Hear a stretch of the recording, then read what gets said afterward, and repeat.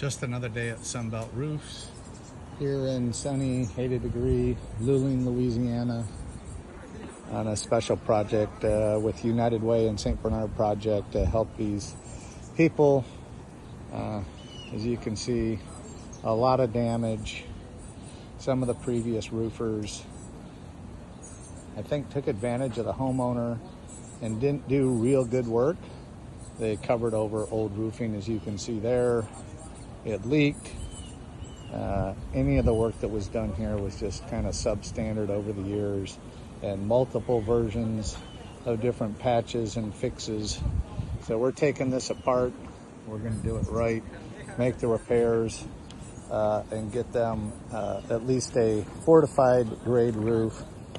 Due to certain reasons, we can't do a fortified certified roof, but we're certainly going to do it to that standard.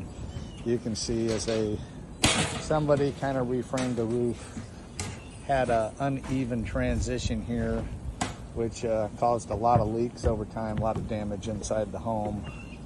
And we're going to fix this and get it right. But we got it stripped down to the deck so we could see what's wrong, and we'll give you some more updates along the way. You can see the old roof down over there.